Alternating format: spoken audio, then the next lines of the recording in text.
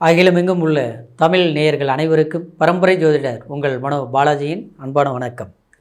கன்னிராசி அன்பர்களுக்கு சுக்கிர பகவான் பெயர்ச்சி, அது ஆட்சி நிலையில் உங்களுடைய ராசிக்கு 2ஆம் அதிபதியாகவும் 9ஆம் அதிபதி பாக்கிய அதிபதியாகவும் இருக்கக்கூடிய சுக்கிர பகவான் 9ஆம் இடத்தில் ஆட்சி பலத்தை அடைய போகிறாருங்க. அப்போ இந்த நிலை உங்களுடைய வாழ்க்கையில் பொருளாதாரம், பண வரவு, குடும்ப சந்தோஷம், எதிர்பார்க்கக்கூடிய திருமணம், மன வாழ்க்கை, அன்பு சார்ந்த விஷயங்கள் எல்லாம் எந்த மாதிரி உங்களுக்கு இந்த சுக்கிர பகவான் ஒரு செல்வாக்கு பலத்தை ஏற்படுத்தி உங்களுக்கு கொடுக்க போகிறார் அப்படிங்கிறது பற்றி தாங்க இந்த பதிவில் நாம் தெளிவாக பார்க்க போகிறோம்ங்க. ஃபஸ்ட் டைம் பார்க்குறவங்களா இருந்தீங்கன்னா சப்ஸ்கிரைப் பண்ணி பெல் பட்டன் அழுத்தி ஆல் ஆப்ஷன் கொடுங்க. கன்னிராசி கண்ணியமான ராசி, அதாவது சிவ யோகத்தை கொடுக்கக்கூடிய, அதாவது பெருமாள் அம்சம் கொண்ட ராசி இந்த கன்னி ராசியில் பிறந்தவங்க. இந்த கன்னி ராசிக்காரர் பார்த்தோம்னா ரொம்ப பொறுமைசாலியாக இருப்பாங்க. ரொம்ப மன நிறைவோடு எந்த வேலையும் சிறப்பாக செய்யக்கூடியவங்களாக இருப்பாங்க. குடும்ப வாழ்க்கையில் ரொம்ப கண்ணியத்தோடு நடத்துக்குவாங்க. எப்படின்னா, ஆண்களாக இருந்தால் தன்மையோடு நடத்துக்குவீங்க, பெண்களாக இருந்தால் குடும்ப பெண்கள்னால் மகாலட்சுமி இவங்க தாங்க அப்படின்னு சொல்கிற அளவுக்கு கையெடுத்து கும்பிட்ற அளவுக்கு இருப்பீங்க. ஆனால் இந்த ஒரு வருஷமாக கணக்கு போட்டு பாருங்கள், மனசளவில் கொஞ்சம் கடுமையான கஷ்டங்களை அனுபவிச்சிட்டிங்க. அது மட்டும் கிடையாதுங்க, உங்களுடைய உடல் ஆரோக்கிய ரீதியிலேயே முதல் இருந்த மாதிரி எனக்கு இப்போ இல்லைங்க, கை கால் வலிக்குதுங்க, ஏதோ ஒரு பெரிய பிரச்சனைகள்லாம் ஆரோக்கியத்தில் எந்த தொந்தரவும் இல்லை, ஆனால் ஏதோ ஒன்று பலவீனமாகவே இருக்குதுங்க, மனசில் ஒரு பயத்தை ஏற்படுத்துதுங்க. இந்த மாதிரி ஒரு மனக்குழப்பங்களும் ஒரு கடுமையான மன கஷ்டங்களும் கண்டிப்பாக கன்னிராசிக்காரர் சமீப காலத்தில் அனுபவிச்சுட்ருக்கிறீங்க.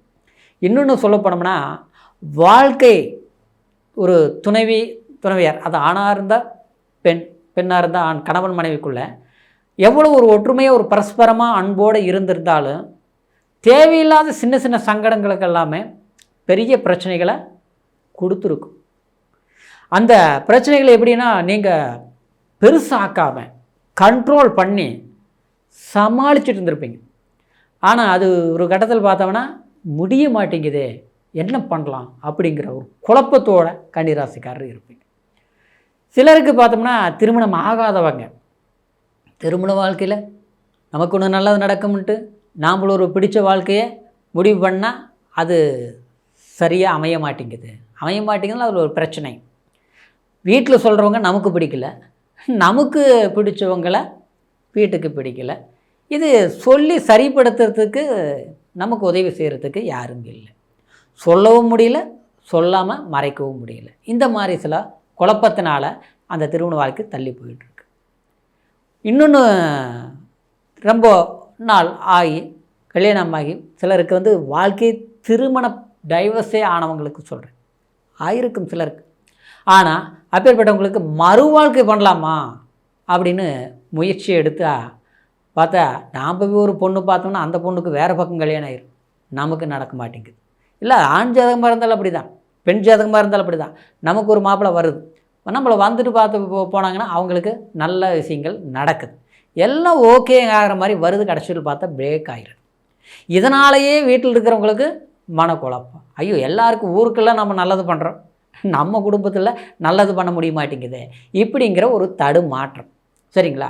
இந்த வேதனையினால் என்னென்னா, நாம் ஒரு நல்ல விசேஷங்களுக்கு போனாலும் மனசார அடுத்தவங்க ஒரு கேள்வி கேட்டால் என்ன பதில் சொல்கிறது, என்னவோ நமக்கு ஒரு பெரிய நம்மளது ஒரு குறையே இல்லை, ஆனால் மற்றவங்க கேட்கும்போது நமக்கு ஒரு குறையாக இருக்குது அப்படிங்கிற இந்த வருத்தங்கள் எல்லாம் இருக்குது. பார்த்தீங்களா? கன்னிராசிக்காரருக்கு கண்டிப்பாக அதெல்லாம் தீரக்கூடிய ஒரு காலம்தான் இந்த பாக்கியஸ்தானத்தில் சுக்கிரன் இருக்கிற போது இது லட்சுமி யோகம்னு சொல்லுவோம். ஏன்னா பாக்கியாதிபதி பாக்கியஸ்தானத்தில் ஆட்சி பலம் அது சுக்கிரனாக இருந்து அமையும் போது லட்சுமி யோகம். சரிங்களா? அப்போது சுக்கிரன் தாங்க ஒருத்தருடைய வாழ்க்கையில் சுகத்தை கொடுக்கக்கூடியது, காம சந்தோஷத்தை கொடுக்கக்கூடியது, மன வாழ்க்கையை திருப்தியை கொடுக்கக்கூடியது. சிலர் கல்யாணம் பண்ணும்போது ஜோராக நான் பிடிச்ச வாழ்க்கை பெரிய இடத்துல கல்யாணம் அமைஞ்சிருச்சு, கடைசியில் பார்த்தா 3 மாதத்தில் பிரச்சனைகளை ஓடிட்டுருக்கும். டைவர்ஸ் ஆகியிருக்கும். சிலருக்கு டைவர்ஸை வாங்க முடியாமல் தவிச்சிட்ருப்பாங்க.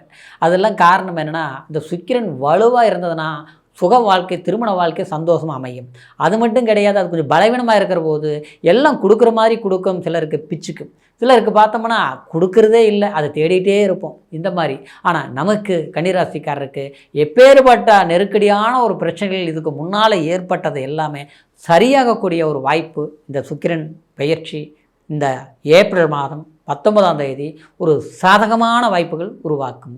இது திருமண வாழ்க்கை சந்தோஷம் மட்டும் கிடையாதுங்க. இந்த சுக்கிரன் கண்டிப்பாக, அதாவது ஒரு வண்டி வாகனம் ஆடம்பரம் இது எல்லாத்தையும் கொடுக்கக்கூடியதும் சுக்கிர பகவான். ஆடம்பரம் மட்டும் அழகை கொடுக்கக்கூடியதும் சுக்கிர பகவான். கலைத்துறையில் இருக்கக்கூடியவங்களுக்கு பெரிய சாதனையாளர்களாக, சரிங்களா, உழைச்சிட்ருக்குறோம், அடுத்தவனுக்கு ஹெல்ப்பாக இருக்கிறோம், நம்மளுடைய சரக்கு மற்றவங்க வாங்கிட்டு அப்படின்னா நம்மளுடைய திறமையை மற்றவங்க யூஸ் பண்ணிக்கிட்டு அவங்க நல்லா வளர்ந்துட்டுருக்குறாங்க. ஆனால் அதில் வர்றது நமக்கு 1-2, ஆனால் அதனால் பலன்கள் அடைகிறவங்க மற்றவங்களாக இருக்கிறாங்க. அப்படிங்கிற வருத்தம் வேண்டாம். இந்த சுக்கிரன் லட்சுமி யோகம் நிச்சயமாக உங்களுக்கு கலைத்துறையில் இருக்கக்கூடியவங்களுக்கு பெரிய அளவில் சக்ஸஸ் பண்ணுவீங்க. அதே மாதிரி ஃபேன்சி ஆடம்பரம், அதாவது அலங்கார சம்மந்தப்பட்டது, ஜவுளித்துறை சம்மந்தப்பட்டது, இதில் இல்லாமல் நகைன்னா அதாவது ஜுவல்லர்ஸ் வச்சுட்ருக்கூடியவங்களுக்கு எல்லாமே ரொம்ப லாஸ் ஆகிருச்சு, ரொம்ப விரயமாயிருச்சுங்க, எதுவுமே நடத்த முடியல, எல்லாமே கடன்காரன் ஆகிட்டு, சொந்த பிஸ்னஸே வேண்டாம் அப்படின்னு நினச்சி நான் ஏதாவது என்ன பண்ணலாம்னு புரிய மாட்டேங்குது, எல்லாம் கைவிடலாமான்னு நினச்சிட்டு இருக்கிறேங்க அப்படிங்கிறவங்களுக்கு மறுவாழ்வு கொடுக்கக்கூடிய ஒரு வாய்ப்புகளாக தான் இந்த சுக்கிரன் பயிற்சி உங்களுக்கு ஒரு சாதகமான வாய்ப்பை ஏற்படுத்த போகுதுங்க. அதே நேரத்தில் சொந்த தொழில் பண்ணலாமா?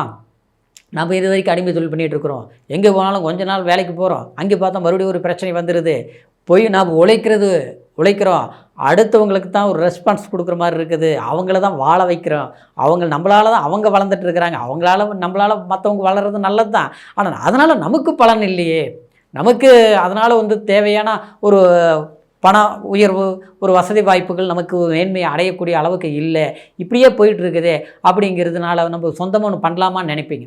ஆனால் அதுக்கு பார்த்தா ஒன்று பொருளாதாரமும் சரியாக அமைஞ்சிருக்காது, இல்லையா ஒரு இடமும் அமைஞ்சிருக்காது, இல்லையா நமக்கு அதுக்கு காலமும் நேரமும் கைகூடாமல் போயிட்டே இருந்திருக்கும். ஆனால் இந்த பெயர்ச்சி ஆச்சுங்களா, உனக்கு தனஸ்தானாதிபதியாக இருந்து பாக்கியஸ்தானத்தில் சஞ்சாரம் பண்ணும்போது உங்களுக்கு புதிய தொழில் தொடங்கக்கூடிய ஒரு காலகட்டம் ஆச்சுங்களா. அப்போது புதிய முயற்சிகள் எடுங்க, நிச்சயமாக உங்களுக்கு தேவையான ஒரு சந்தர்ப்பங்கள் சரியாக ஒரு பெரிய மனிதர்களால் கண்டிப்பாக உருவாக்கும். எதிர்பாராத ஒரு யோகங்கள் வரும். அது அதிர்ஷ்டங்கிறது எப்படி வேணாலும் வரும். வர வேண்டிய நேரம் வந்துருச்சுன்னா கண்டிப்பாக வந்தே தீரும். அந்த நேரம் தான் இந்த நேரம், சரிங்களா. இது கோச்சார் அடிப்படையில் நான் பலன்கள் சொல்லியிருக்கிறேன். அப்போ என்ன பண்ணணும், பிறப்பு ஜனன ஜாதகம் நமக்கு சாதகமாக இருக்காதுன்னு நீங்கள் பார்த்துக்கணும். ஏன்னா ஜாதகம் சாதகமாக இருந்ததுன்னா நிச்சயமாக நாம் எந்த வழியிலையாவது நம்ம இம்ப்ரூவ்மெண்ட் ஆகிடுவோம். நிச்சயமாக அது நடந்தே தீரும். அதே பாதகமாக இருந்ததுன்னு வச்சுங்களேன், என்ன தான் நம்ம முயற்சி எடுத்தாலும், என்ன தான் வாய்ப்புகள் அமைஞ்சாலும் அது சரியாக பயன்படுறதில்லை. அப்போது நம்மளுடைய ஜாதகம் சாதகமாக இருக்குதுன்னா என்ன காரணம், தசாபுத்தி சரியாக இருக்குதா, நல்ல தசாபுத்தி நடந்துகிட்டு இருக்குதா, யோகமான தசாபுத்திகள் நடக்குதா, அதிர்ஷ்டமான தசாபுத்திகள் நடக்குதா, இல்லை நல்லது நடக்குதோ இல்லையே, ரொம்ப கெட்ட நேரம் இது நடக்குதான்னு ஒரு முறை நம்ம பார்த்துக்கணும், சரிங்களா.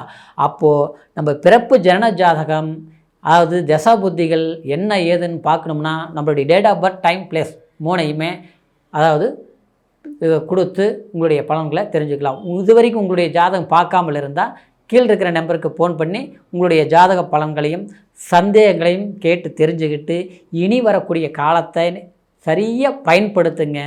கண்டிப்பாக கன்னிராசி அன்பர்களுக்கு அற்புதமான எதிர்காலம், சிறப்பான ஒரு யோகம் உங்களுக்கு ஏற்பட போகுது அப்படின்னு நினச்சி முயற்சி எடுங்க. அற்புதமான வளர்ச்சி கண்டிப்பாக நிலைச்சி நிற்கும், சரிங்களா. மீண்டும் அடுத்த பதிவில் சந்திக்கும் வரைக்கும் நன்றி, வணக்கம்.